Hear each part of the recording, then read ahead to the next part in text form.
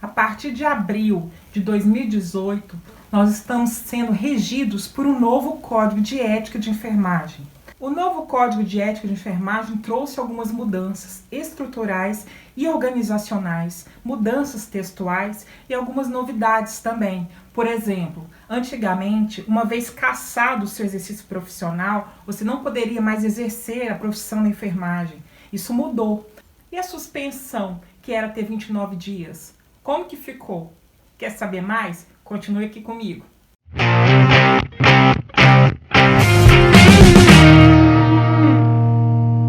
Guerreiros e guerreiras da enfermagem, Kelly Nascimento, enfermeira, com mais um vídeo novo no canal NASC Treinamentos. Hoje o assunto vai ser Código de Ética de Enfermagem, especificamente o novo Código de Ética de Enfermagem, publicado em 2017 e que entrou em vigor em abril de 2018. Em relação ao Código de Ética de Enfermagem, geralmente nas provas de concursos públicos, as bancas querem saber se você sabe identificar o que são direitos, deveres, proibições e a quais penalidades poderemos responder. Sem mais delongas, então vamos lá. Novo Código de Ética de Enfermagem.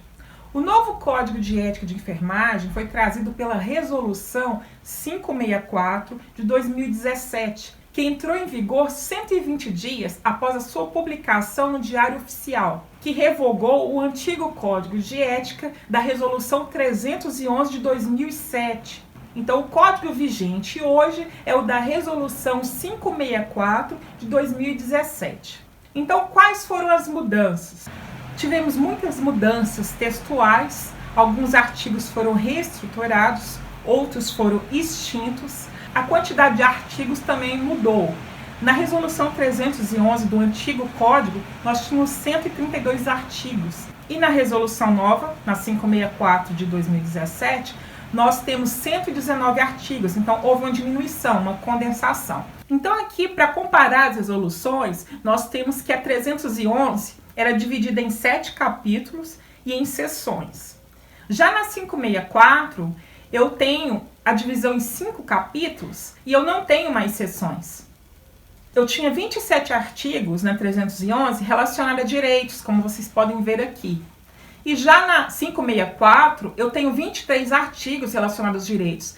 A quantidade de artigos relacionados aos direitos, eles diminuíram. Eu tinha 47 artigos na 311 relacionados a quê? Aos deveres dos profissionais de enfermagem. E agora eu tenho 37 artigos relacionados aos deveres, que também são o quê? Responsabilidades. Eu tinha 37 artigos relacionados a proibições.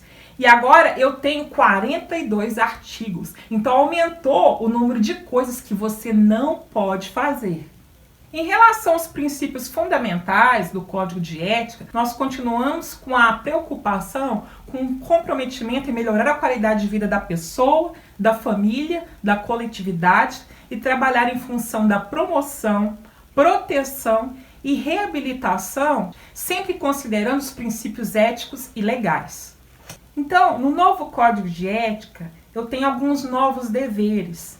No artigo 40, ele traz que é dever orientar a pessoa e família sobre o preparo, benefícios, riscos e consequências decorrentes de alguns procedimentos. Então, agora é seu dever orientar, é seu dever explicar um procedimento para o paciente, explicar quais são os riscos inerentes àquele procedimento, quais são as vantagens de se fazê-lo e quais são as desvantagens. Então é seu dever dar todas as informações ao seu paciente. Os artigos 40, 42 e 50, eles estão muito relacionados à autonomia da pessoa, respeitar a autonomia, respeitar a vontade, respeitar o não do paciente.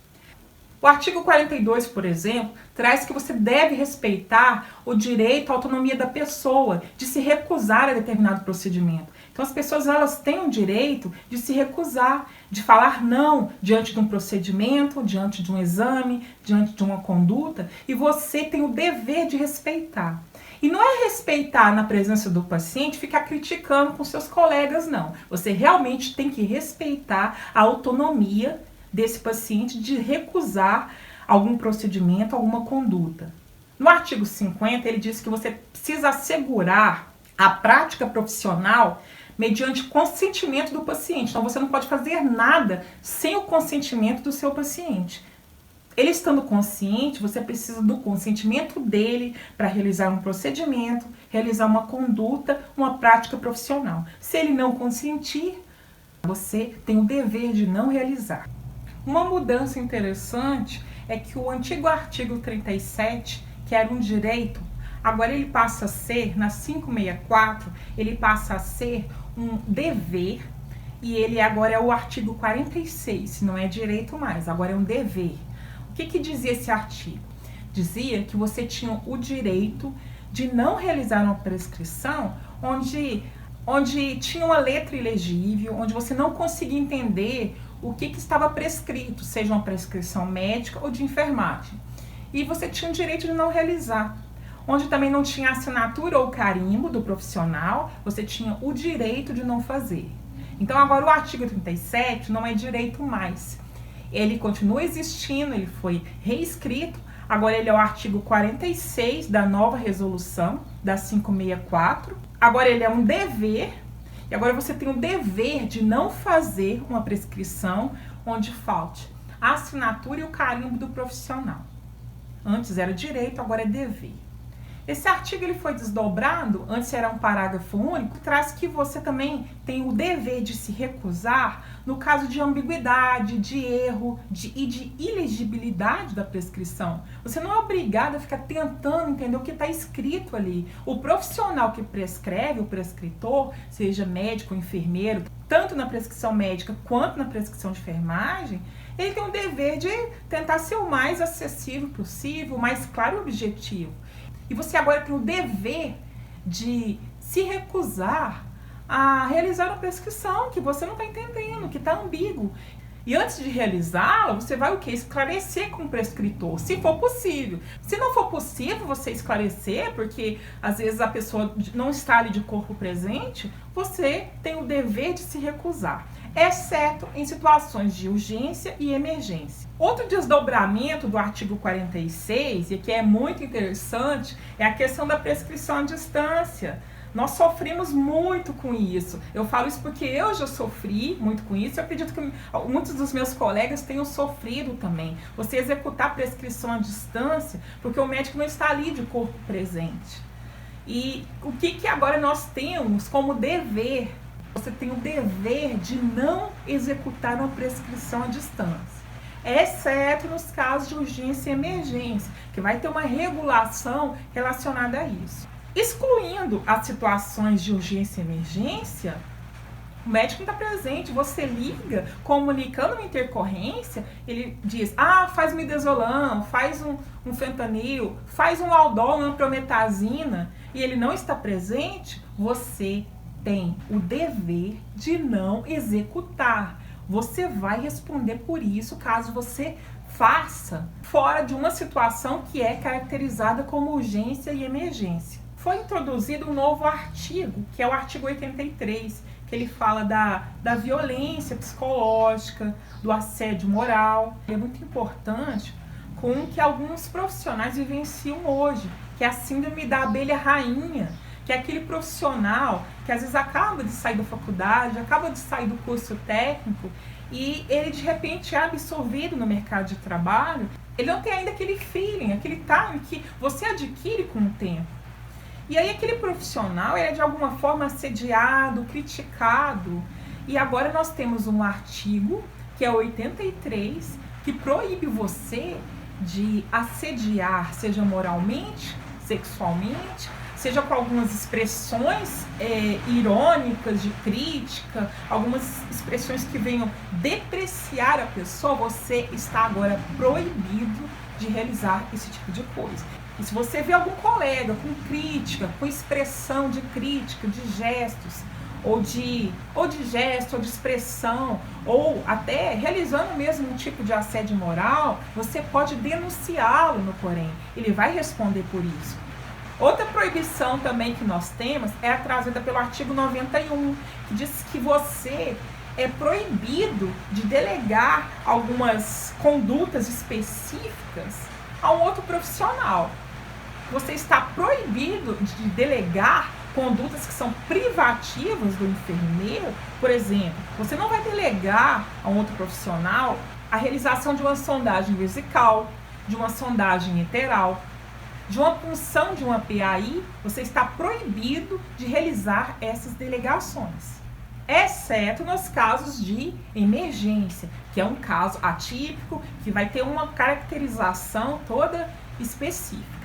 Fora os casos de urgência, de emergência, você está proibido de delegar funções que são privativas do enfermeiro. E aí há uma adição aí que você não está só proibido de delegar a equipe de enfermagem. Além de você estar proibido de delegar atividades privativas aos membros da equipe de enfermagem, o parágrafo único traz que você também está proibido de, além da equipe de enfermagem, você delegar a outros profissionais da saúde. Então você não pode delegar ao técnico de enfermagem uma sondagem enteral, e você também não pode delegar ao fisioterapeuta, ao médico. Você está proibido. Um artigo novo que está causando muita polêmica da resolução 564 do novo Código de Ética é o artigo 92, também relacionado a proibições. A lei traz que é proibido você delegar funções ao familiar, funções ao acompanhante dentro do hospital, dentro da unidade de saúde.